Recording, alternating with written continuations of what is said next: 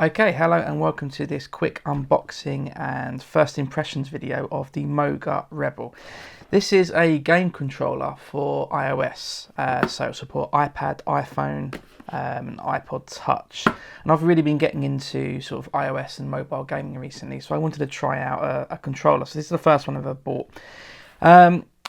It's available in the UK, but it has quite limited availability. So there's a few people on Amazon and eBay that are selling these, but apart from that, that's pretty much it.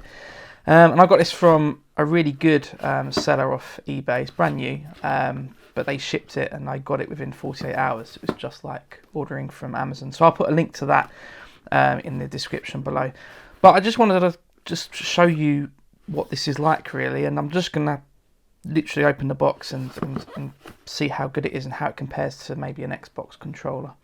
So it works by connecting with Bluetooth, and it's supported by any iOS device that has a lightning adapter, and it says it on the side here. So basically from the iPhone 5 and upwards, the iPad 4th generation upwards, all of the iPad minis, the 1st, 2nd and 3rd generation, and the latest iPod Touch. So if you have any of those, this will work with it.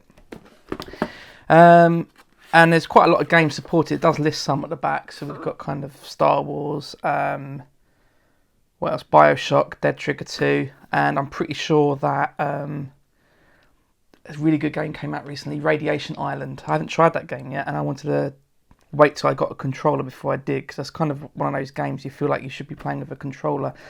So quite a lot of games this works for. So let's just I'll stop my waffling. Let's open it up and see what it's like.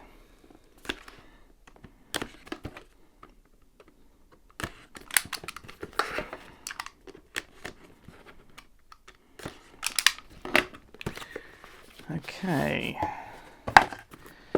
bright orange box, reminds me of a Lumia phone. What have we got inside here? Right, here we go. So we have a manual, and this tells you to download the app. So there's an app that comes with this, which I assume is for configuring it and testing all the buttons, make sure that works. So that's just telling you that it's got some basic instructions, I think, about how to use it. So look at that in a bit. We have a charging cable. Now this controller does have a built-in battery in it. It does say at the side 680 milliamps. So you don't have to worry about batteries or anything like that. So that's pretty good. So it comes with a charging cable, and then underneath here we have this. It's thinner than I thought it would be, actually. And a bit lighter. Okay, so let's just take a look. Let's put this to one side. Okay, so here we go. First impressions, actually, it's really light. Now, unlike, I've got an Xbox 360 controller here, it is noticeably lighter. And even if I was to take the batteries out, it's more or less the same. So actually, by not having to stick two AA batteries in it, it does make quite a difference. Actually, that's really impressive. Size-wise, it's probably a little bit bigger than the 360, but it's definitely thinner. So that's pretty impressive, actually. I'll put that to one side. So we have the controllers here. They feel pretty good. Now, unlike the Xbox, they don't push in, which I'm sure that's not really a problem. Yeah, all the buttons feel pretty good. Got your triggers at the bottom, everything here, and also we have this part opens up, and what that allows you to do is to put in a phone into it. So we've got a slider here. It's a little bit stiff. There we go. Wow, that slides out quite a long way. It's sprung loaded, so it will hold your phone into place. So I can put that in. This is just a iPhone 5S, so that feels pretty good. Yeah, awesome. But that opens up really wide, actually, so you could easily get a 6 Plus in there. I mean, you'd have to make the widest telephone ever seen by man for it not to fit, so that's really cool. And actually, this feels really sturdy. It sort of clicks into place. So I suppose if you were you know, if you were playing a game, you were lying down, the phone wouldn't collapse on your fingers. That is a bit stiff, but that's okay. It doesn't feel like your phone's going to go anywhere. That's great. So if I was to just tilt it, so if you were lying down flat, I suppose it would be a bit risky, but yeah, that seems to hold it pretty well actually.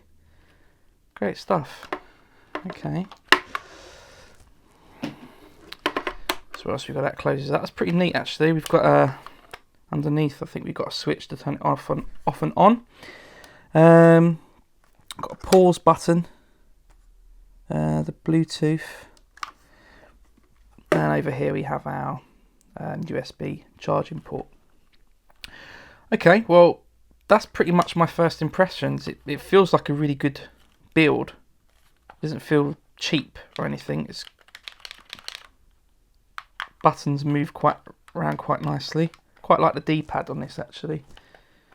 Feels a bit better than the Xbox one, I think. That's pretty good. I like that.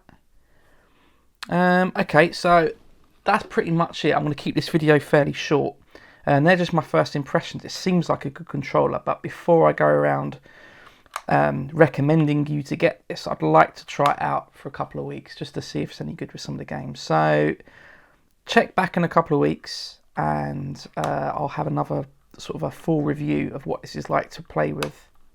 But yeah, that's cool. There we go, the Moga Rebel. If you found this video useful, please like, comment and subscribe, and we'll be back soon with another video.